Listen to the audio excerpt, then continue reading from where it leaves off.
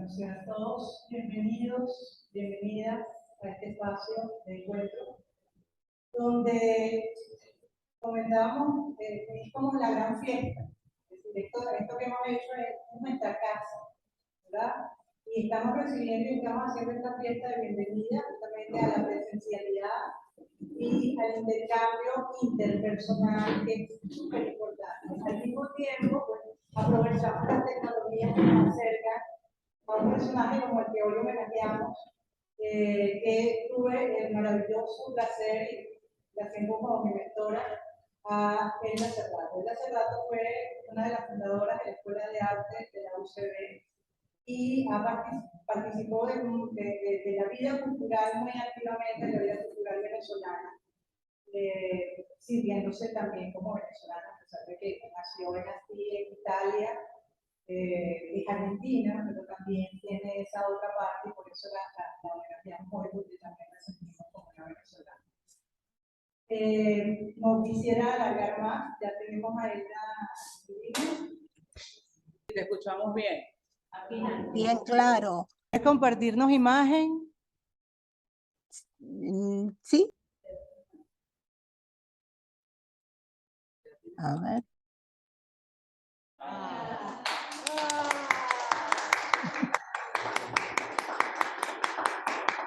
Bueno, bien.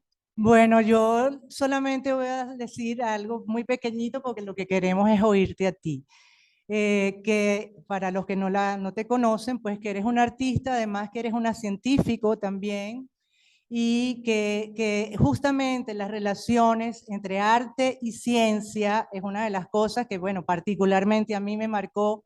No existen límites, es una unión de todo, ¿verdad? Y esas separaciones de conocimiento, pues una de las cosas que aprendí contigo era que no existían y que todo lo humanístico y lo científico es simplemente conocimiento que se nutre uno del otro y que la creatividad está en ambos.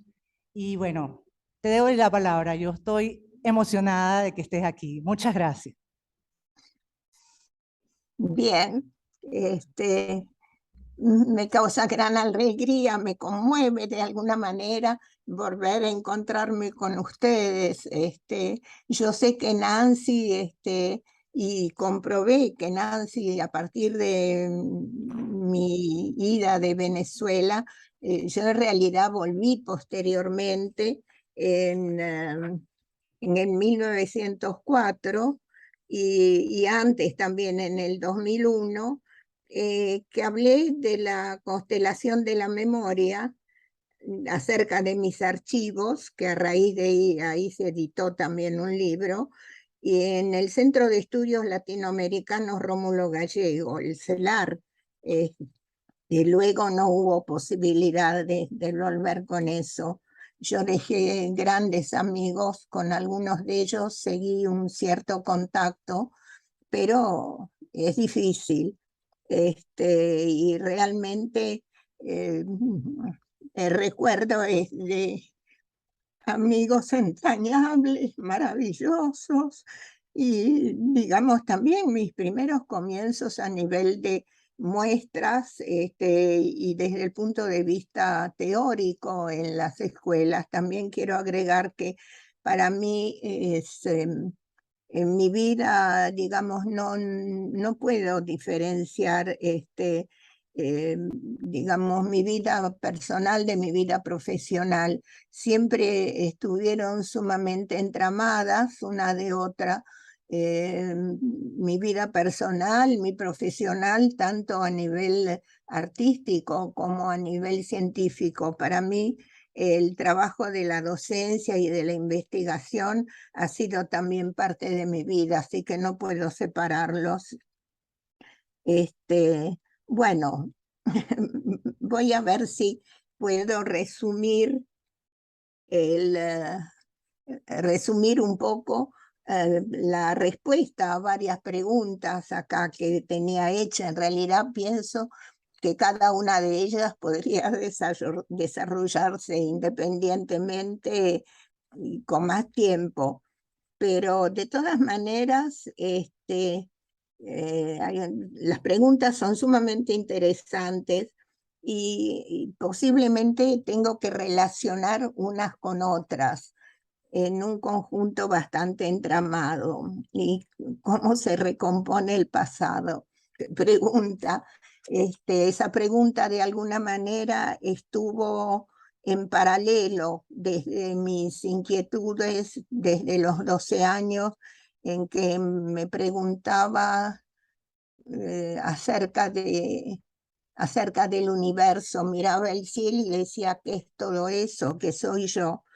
Y y además diría que la idea de recomponer el pasado decididamente no es exclusivamente mía, digamos, pero sí he podido rozar de alguna manera la comprobación.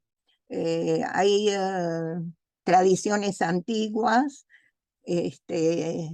hay manifiestamente hechos materiales, tales como los códigos,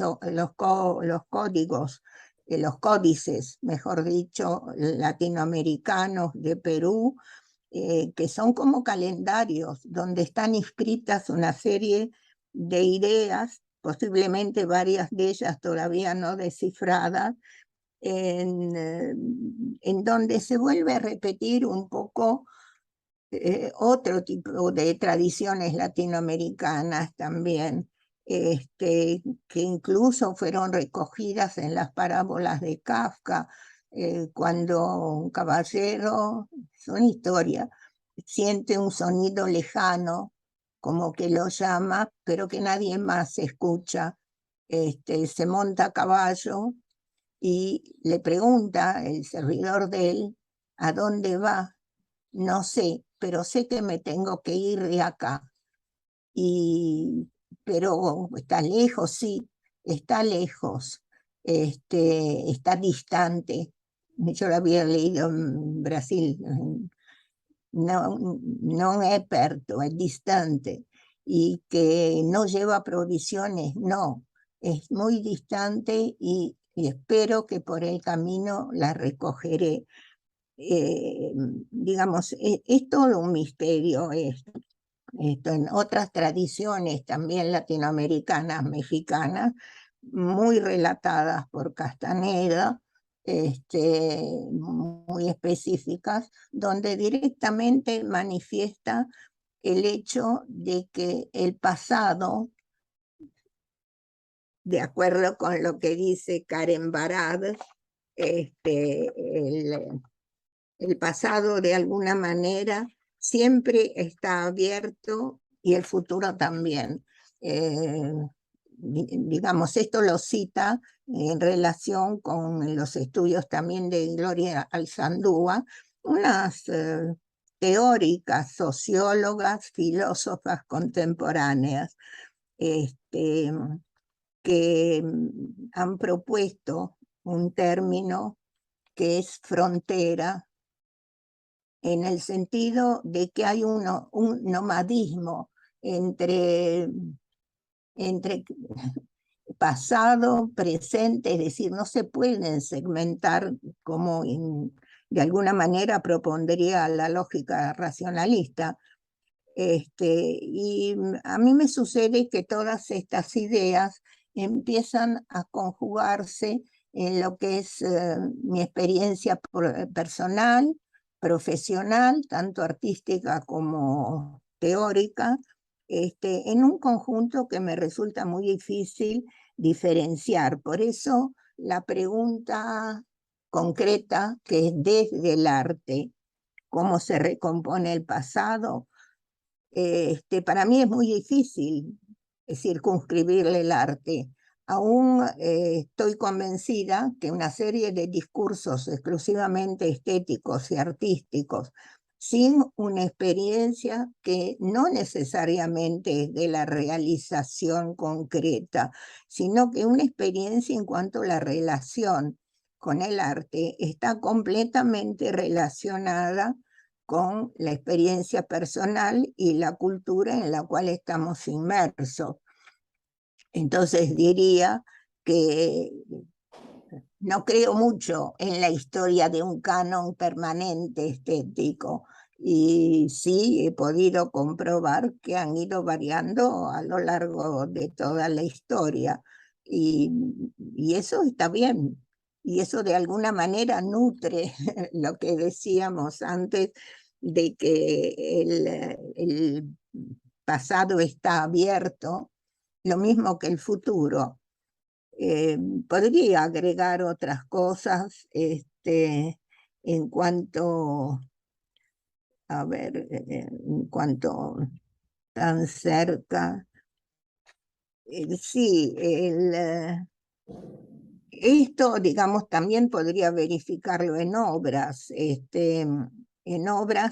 que incluso estoy volviendo a trabajar con más énfasis ahora, como es todas las últimas series de momentos memorables, y en donde de alguna manera recupero momentos de mi vida en esas obras, y a través de impresiones también digitales, digamos, siempre estuve cerca, podría decir, de los digamos, las búsquedas no solamente dentro de la realización pictórica de instalaciones, sino también de videos, que lamentablemente no lo pude presentar en mis estadías en Venezuela y que sí tuvieron premios, que son dibujos animados sobre mis obras de los años 70.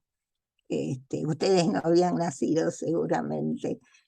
eh, digamos, he ido elaborando digitalmente también algunas imágenes que fueron utilizadas en una película de mi hijo, que probablemente, digamos, se va a mostrar ahora también junto con otras obras el 10 de noviembre en una muestra que son la mayoría, la producción no fue mostrada en mi última muestra antológica en el Museo de Arte Moderno de acá, no se mostraron y es todo inédito, ¿no?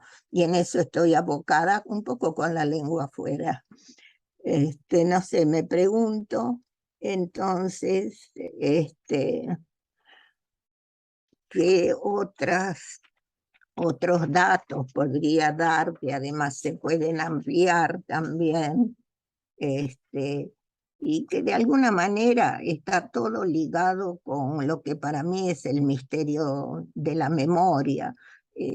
Yo creo que incluso acá lo habíamos tocado hace años en Caracas, acerca del tema de la percepción, que trabajé bastante, y que tiene que ver también con las investigaciones de Merleau-Ponty, de Husserl más que todo, que considera que el pasado, la protensión, en el presente se puede recordar, pero solamente tiene un esquema de eso, en proporción a un 45%. Es decir, en el presente yo no recuerdo la totalidad del pasado, según Husserl. Este, y digamos, yo no estoy de acuerdo, porque yo en algunos momentos he tenido una recuperación de una realidad pasada sumamente vívida. Son instantes, pero a veces nos producen cuando tenemos una emoción muy fuerte, y es algo así como recuperamos ese pasado. Así que para mí es muy complejo, incluso tal vez después lo vuelvo a tocar en algún texto que yo también produje en cuanto a lo que considero la memoria en los bordes, eh, y la sombra del pasado. Hay varias obras que trabajé con eso, y además pienso que la memoria no se puede circunscribir a un solo momento.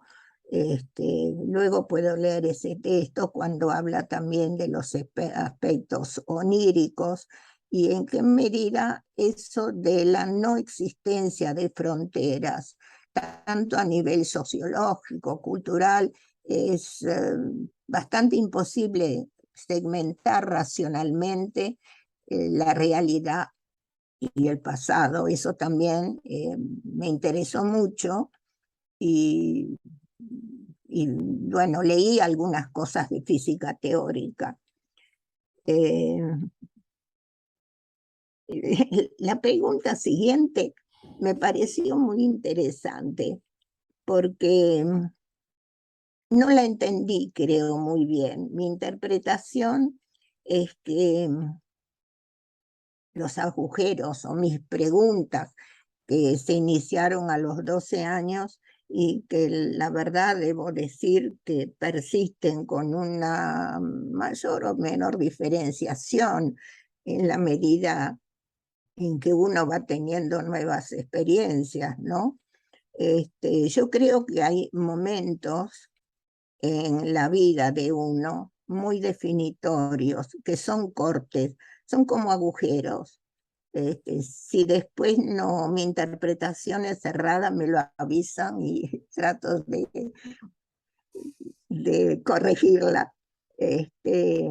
Yo he tenido momentos muy definitorios relacionados con encuentros que, según una crítica que trabajó mucho mi obra, Ana Longoni, que fue curadora en el Reina Sofía de Madrid, que está ahora de vuelta en Buenos Aires y que, digamos, me presentó para el concurso Velázquez de España.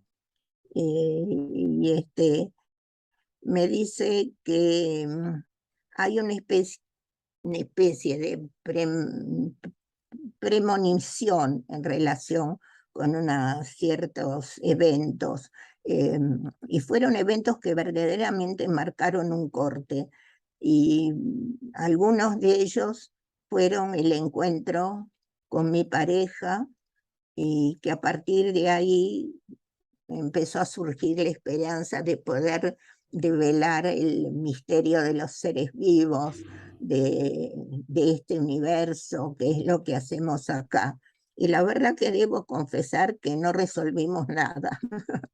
Estamos no como el principio, sino dándonos cuenta que el misterio es cada vez mayor y que tal vez nuestro organismo, nuestra realidad, que ya según con los estudios que se han realizado, es una visión parcial de la realidad real que no se sabe qué es y que percibimos a través de nuestros órganos, nuestras emociones, que tienen mucho que ver con lo cultural y con el cuerpo también directamente.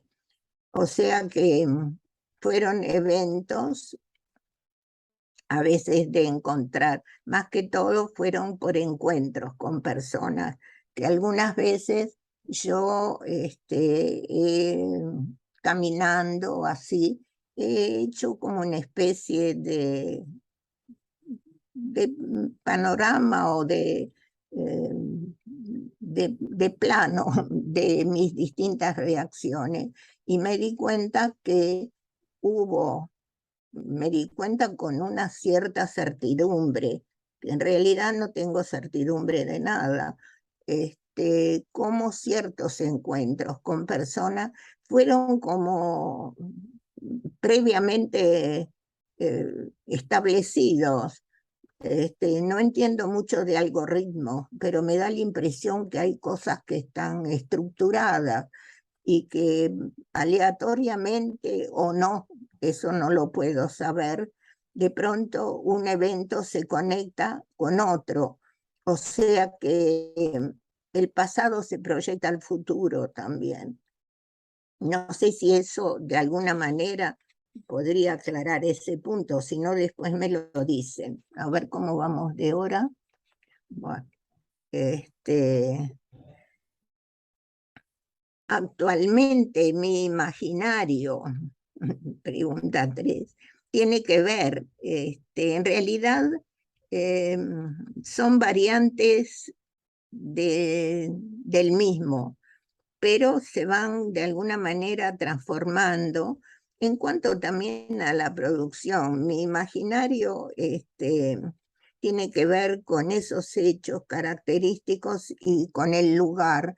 Hay lugares que me producen cierto efecto y que de pronto sé dónde me tengo que ubicar en ese lugar, pero precisamente ciertos hechos dieron origen a lo que podría decir es, o lo que ustedes llamaron, mi imaginario actual. Eh, el hecho, por ejemplo, de que últimamente, en los últimos, creo que fue 3 años, eh, estuve tratando de hacer limpieza de papeles y cosas.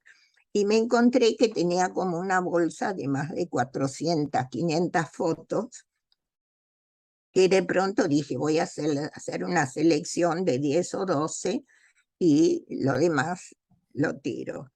Mi hijo entonces salió, yo he trabajado últimamente con mi hijo, incluso he visto sus trabajos de doctorado. Él en este momento está en China, en la Universidad de Liverpool, digamos, que se llevó a China, y antes había estado para el doctorado en Londres durante mucho tiempo. También acaba de ganar un premio de cine experimental en Ann Arbor.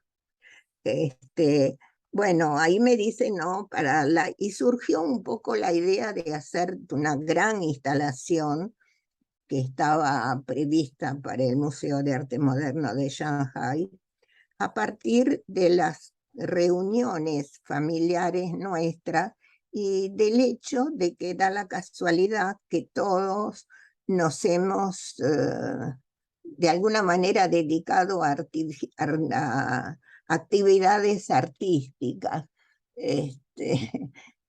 Llamémoslas actividades artísticas. Yo no tengo muy claro cuál es la diferencia entre lo que es lo artístico y lo no artístico. Yo en este momento dicen que mi actividad es artística, y eso de alguna manera proviene de mi afición a los dibujos, a pintar imágenes en los cuadernos desde la primaria. Y fue ahí que, tratando de responder a esas preguntas que me empecé a realizar desde muy temprano, de qué es el universo, qué es todo esto, es decir, una búsqueda de conocimiento, que en realidad yo la llamaría búsqueda de conocimiento más que esotérico está ligado a cosas de distintos niveles. Y a partir de ahí, en esa búsqueda, empecé, digamos, a trabajar algo más específicamente en la cuestión pictórica y eso, que luego fue transformándose, ¿no? Este, pero como no me pareció que iba a tener respuestas ahí, empecé y terminé la carrera de bioquímica, aunque ya a mitad de la carrera, me acuerdo mi profesor Beñez, hablaba de estas cosas con él y me dice, Cerrato, no crea que usted va a conseguir alguna respuesta acá, era la Facultad de Bioquímica. Bueno, a partir de ahí fue el encuentro con una bibliografía. Bueno, fue el encuentro con lo que fue mi pareja, Luis Subillaga, compositor que tuvo bastante actuación en Venezuela, incluso fue el primero que instaló la materia de música latinoamericana en la universidad.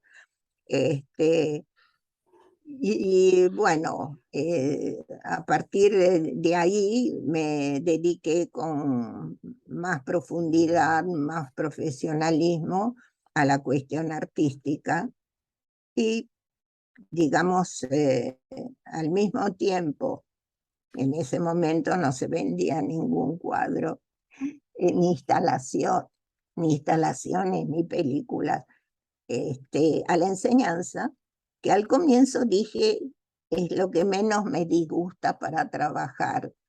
Y empezó poco a poco a hacerse también la otra pasión de mi vida.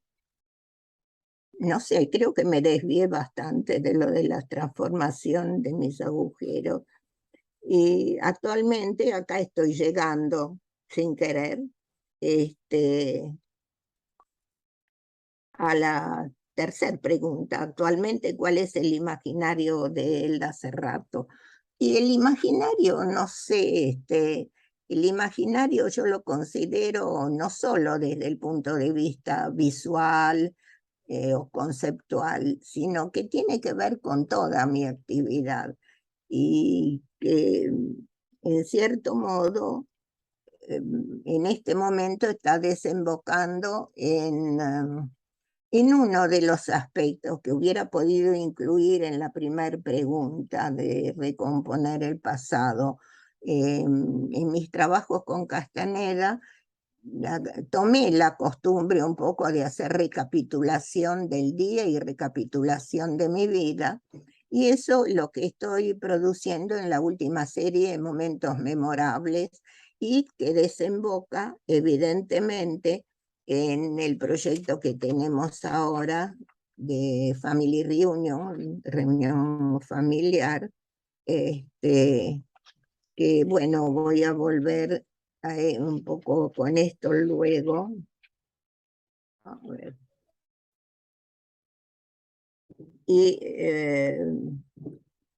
bueno, y seguir en cierto modo con mis búsquedas en la actualidad, no solo de activismo artístico, sino de activismo militante a nivel político también. Y ahí de alguna manera podría desembocar en qué enseñanza me dejó mi conexión con el techo de la ballena.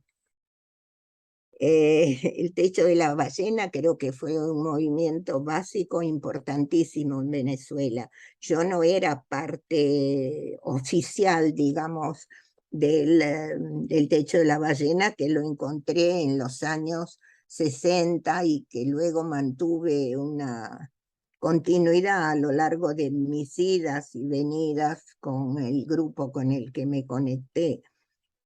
Al techo de la ballena lo conocí en los años 60, cuando habíamos sido invitados, Luis Ubillade y yo, en nuestra búsqueda de conocimiento, a un grupo derivado de un filósofo, llamémoslo filósofo, Gurdjieff, que nos habíamos conectado acá en Buenos Aires con ese grupo de París. Y en Venezuela había un grupo con el que nos conectamos y que nos invitó. Y incluso estuvimos viviendo todos juntos en una especie de falasterio, digo yo. Pero a los 3 meses nos separamos porque no sé si ustedes quieren volver al pasado, pero ellos estaban en contra de Lumumba en África. Y evidentemente estaban en la universidad y estaban en los grupos con los cuales, si bien no habíamos alterado demasiado nuestra visión de Latinoamérica, como sucedió a raíz también de nuestros contactos con el techo de la ballena, digamos, estábamos ubicados en otra situación que yo diría más democrática. Y dio la casualidad que en esos 3 meses que estuvimos ahí, pudimos conocer a un grupo de la universidad, que eran Rodolfo Izaguirre, Salvador Garmendia, Juan Calzadilla y varios otros, Daniel González, varios otros, y a raíz de que es otra casualidad que parece como preparada directamente. habíamos viajado con una carta del músico, para mí el más importante, más que Ginastera, porque es el que introdujo todas las innovaciones digamos, innovaciones musicales en Argentina, que es Juan Carlos Paz, que había escrito un artículo para Cultura Universitaria y no se lo pagaban. Era una carta de protesta. Ahí fuimos a la universidad y sin querer, ahí estaba Rodolfo Izaguirre y a partir de ahí nos conectamos, nos ayudaron a envolver porque habíamos gastado todo nuestro dinero en el viaje, ¿no? Era una época en que habíamos juntado algunos mexicanos de oro y los gastamos en eso. Y bueno, nos ayudaron, nos consiguieron dar clases, yo empecé en la Cristóbal Rojas, y, y bueno, y después seguí ahí, hice mi primera muestra individual en museo, que fue el Museo de Bellas Artes de Caracas con Miguel Arroyo, antes en la muestra de la Galería G de Gisela Subero, que era la que mostraba toda la obra más contemporánea. Es, bien, ahí de alguna manera fue todo ese proceso se debió a nuestro inicial conocimiento con Rodolfo, con Belén Lobo también. Bueno, podría seguir agregando. Y bueno, y dejamos el otro grupo, que nos volvimos a encontrar con otros ligados con ellos en Buenos Aires también, y yo cuando estuve en Londres. Entonces, volviendo un poco, ¿qué enseñanza me dejó el techo de la ballena? Concreto, sintético. Volví a darme cuenta de lo que era Latinoamérica. El grupo del techo de la ballena, surrealistas y de izquierda, definieron más mis convicciones de tipo ideológico y al mismo tiempo me mostraron que había otra América, que la América que yo conocía y que después volví a comprobar en nuestros viajes siguientes a la provincia de Tucumán, donde estuvimos 4 años, cómo había otra realidad concreta en los viajes que hacíamos en auto, en el Citroën, a Tucumán, que era un día y medio largo porque íbamos bien cuando había viento de atrás. Encontrábamos que las únicas escuelas que se habían construido y que ya se estaban destruyendo un poco fueron la de la Fundación Evita de Eva Perón, y eso sí fue, digamos, definitorio. Pero yo diría que fue digamos, las enseñanzas que me dejó a ver, el conocimiento del grupo del techo de la ballena, realmente fueron un encuentro, un momento que hizo un clic en mi vida. Y, y realmente sí, a veces, alguna vez he tenido un carteo con Di Stefano y claro, muchísimo más con Nancy. Bueno, no sé qué más podría decir también, el haber viajado por Venezuela y darme cuenta de en qué medida estábamos acá en Argentina más colonizados, diría. Acá también se me ocurre establecer lo que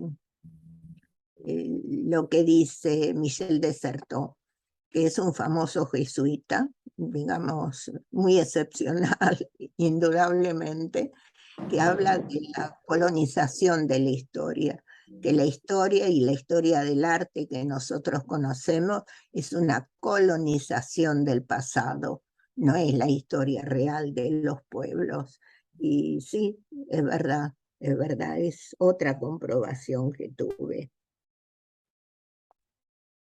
Y la conjunción del esoterismo, o sea, de la búsqueda de conocimiento, el pensamiento crítico y activismo político, bueno, digamos, en lo que son las biografías últimas que me habían hecho y que interesaban y que yo también elaboraban, estaban fundamentalmente relacionadas con, con mi actividad profesional, docente de investigación y la actividad artística, que ha ido variando, claro, a través de todos estos años. Como dije antes, en este momento, para la muestra del 10 de noviembre, estoy previendo instalaciones importantes, que bueno, si seguimos manteniendo contacto les mando las fotos. Hay algo de eso en el último libro que publicó el Museo de Arte Moderno, porque también son recursos que utilicé ahí. Y estoy tratando de arreglar el Facebook, que lo tengo todo desconfigurado, porque en un momento que me pidieron actualizarlo, lo dejé pasar porque estaba con muchas otras cosas. No lo uso mucho, pero ahí a veces subo imágenes de mi actividad o respondo a la de gente amiga. Y ahí están, pero están muy desconfiguradas y estoy en eso también, con el programador que tengo. Y bueno, a ver, eh, enseñanza, ¿cuál era la otra?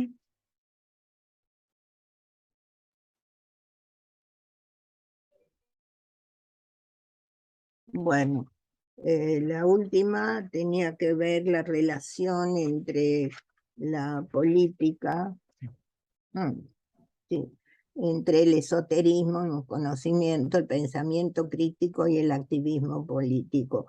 Es una conjunción que se fue de alguna manera modificando en el sentido de tener mayor presencia, este, que se inició con el activismo artístico, la defensa de la mujer y todo eso, y que en realidad se inició, podría decir, con la bajada del ser beta a la tierra.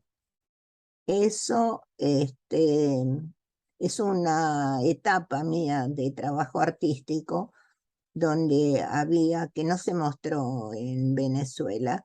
Había iniciado a posteriori de mis collages y mis pinturas también relacionadas con los collages que presenté en el Museo de Bellas Artes de Caracas. Ya estamos en tiempo, perfecto. Fue de alguna manera mencionada por dos críticos. Uno, la que me presentó ahora en Madrid, Ana Longoni, que la conocí en la universidad y que me está siguiendo mis trabajos desde hace unos cuantos años. Y la otra que va a aparecer en el afiche que voy a hacer de Claudio Iglesias, en donde llama la atención de que soy uno, digamos, de los pocos casos que ha relacionado, más que relacionado, en la que la política en los últimos 50 años, digamos, ha tenido una presencia importante dentro de mis trabajos. Bueno, espero que más o menos se haya mostrado algo o que las interpretaciones que hice de las preguntas están en relación con lo que imaginaban que podía yo responder de lo que se elaboraron. Eh, no todos somos iguales, no todos, y esta es una maravilla del arte. Por eso que no hay que hablar tanto a nivel teórico, sino que practicarlo en la realidad y practicarlo en la emoción que pueden surgir a partir de nuestro contacto, tanto físico como emocional como intelectual con las obras.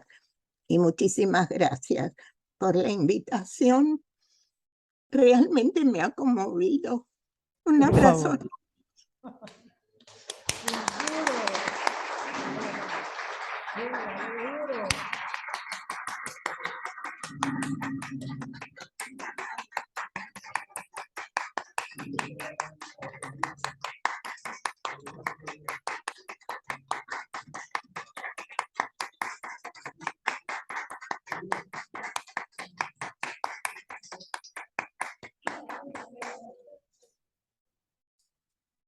Bueno, Elda, gracias a ti por ese tremendo regalo de compartirnos tu vida, un pedacito de esa vida maravillosa que tienes y que sigues produciendo, y yo creo que eso es el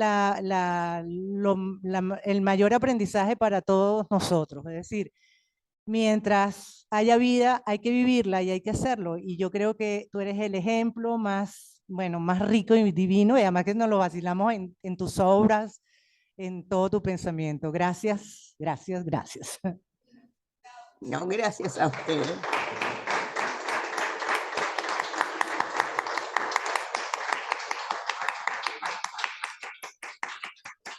Y gracias a ustedes por esta oportunidad que me han dado.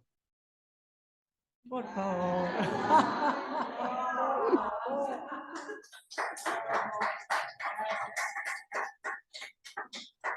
Bueno, te vamos a hacer llegar las preguntas para que la nueva conferencista tenga su tiempo, y al final te hago llegar las preguntas para, bueno, le respondas aquí a los que tengan alguna interrogante.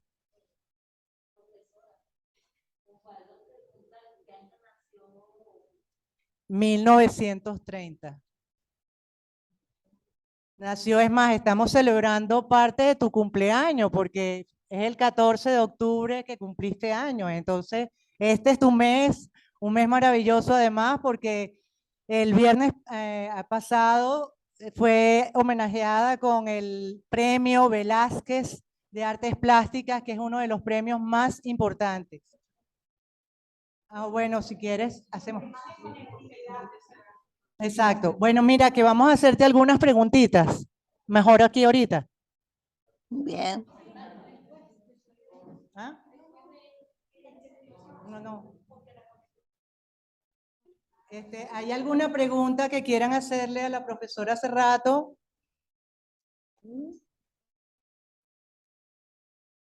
Silencio. ¿Ah? Bueno, creo que te las haremos llegar entonces porque están impactados acá. Y Un bueno, beso y un abrazo enorme. Piénsenlas y las guardan, y antes de que terminen las jornadas me avisan y estoy a disposición. Gracias. No, al contrario. A ustedes.